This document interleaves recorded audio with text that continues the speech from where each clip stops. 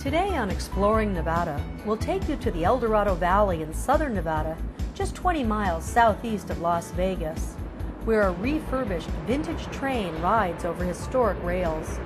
Today the train carries tourists, but in the 1930s, the cars hauled critical equipment and supplies to a nearby canyon, where the federal government was carrying out a public works project whose scale still staggers the imagination. They were out to dam the mighty Colorado River, but many said it couldn't be done. To pull it off, it took the brilliance of several hundred engineers, the courage of thousands of workers, and the railroad. Known as one of the major achievements of the modern world, Hoover Dam stands as an engineering marvel high above the water that divides Nevada and Arizona.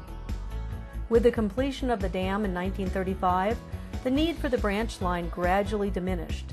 In 1985, the state of Nevada acquired the eastern portion of the Boulder Branch Line from the Union Pacific, and a new life for the historic railway emerged.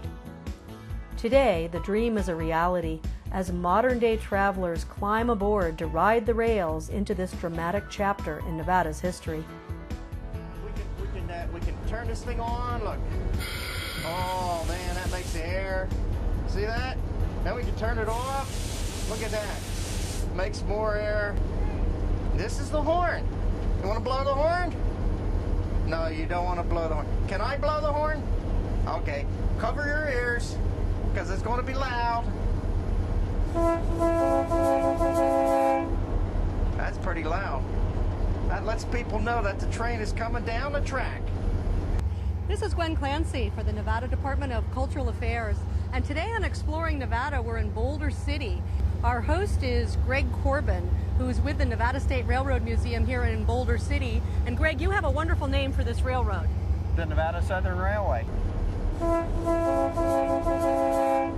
We're standing in the ex-Union Pacific rail yards, which served as a very important function during the construction of Hoover Dam in the 1930s.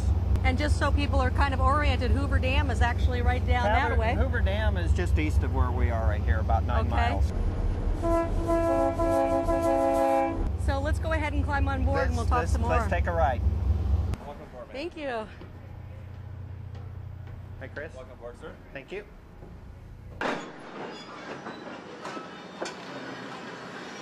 Greg, is this where the depot was? Right here at the Boulder City Depot? We've got an old photograph of it. No, the original Boulder City Depot was clear down at the easternmost end of the Boulder City rail yards. Then we put this facility here for our passenger facility for the convenience of being closer to the street, getting the people in and out as we need to for boarding purposes and unloading purposes.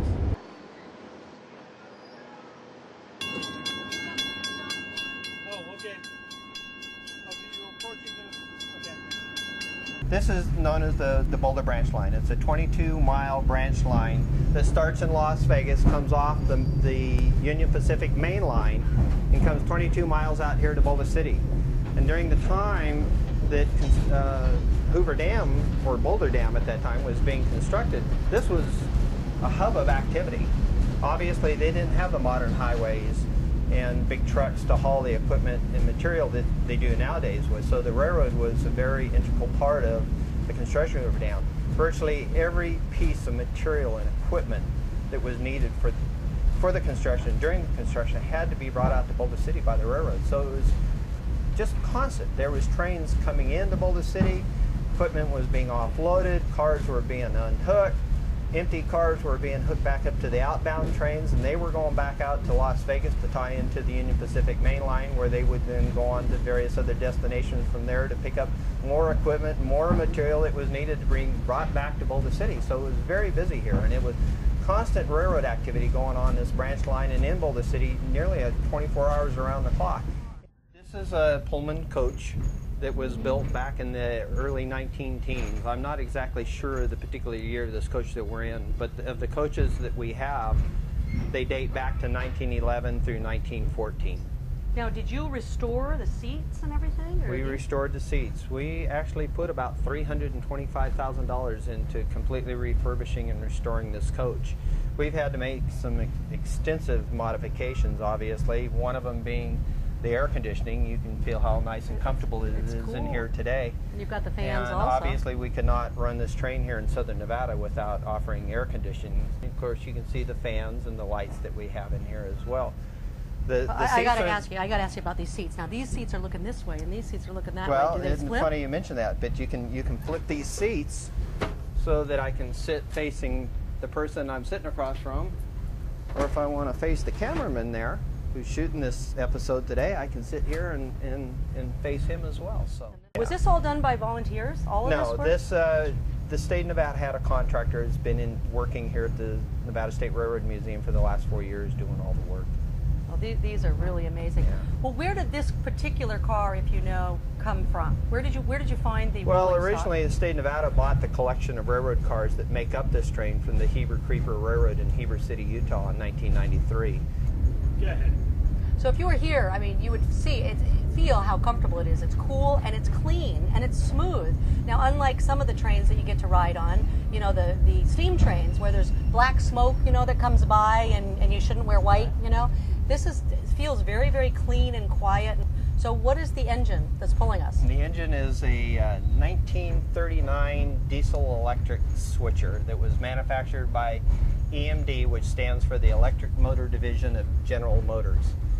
And it is considered a first-generation diesel electric locomotive that was manufactured in the mid to late 1930s at a time that the technology was changing from steam locomotives to diesel electric locomotives, which everybody's more familiar with nowadays that you see running trains through the various communities across the United States. So if we could jump back to 1930s when the Hoover Dam, Boulder Dam it was called at the time, was being created just a few miles from here, what would the engine have been historically right at that juncture in time? Steam locomotives. It was still at a time that steam locomotives were commonly being used, and it wasn't until the 1930s that the technology had changed that they even began to manufacture diesel electric locomotives. And so that took a number of years to phase out the steam and phase in the new technology of the diesel electric locomotives. But we're passing through one of my favorite areas right now where there's a lot of cacti in here. A lot of buckhorn cholla, silver cholla, beavertail cactus. A lot of, you see some mesquite here in this wash. And there's many fine examples of the various plant life that's found in the Mojave Desert. There's some buckhorn cholla right there that we're passing along.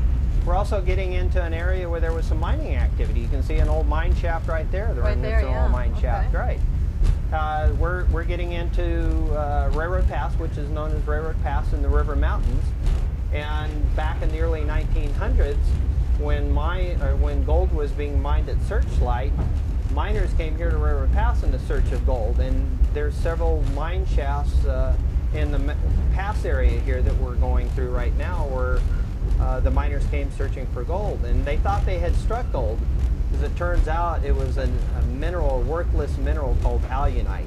And so once they found out that it was not gold, the mining boom here didn't last very long. So let's fast forward up to today and go and talk to some of the people who are taking the ride today to find out what draws them here. We know what draws us, but what draws them? This is our open air coach. And this is, I mean, the people that are riding the train this morning, this is where many of them will be. So you're welcome to walk to this car. Our conductor this morning, Chris Cheeley, is on board with us. Volunteer with me for about 2 years now. So you're in charge of kind of making sure everything goes okay. I'm essentially the manager of the train.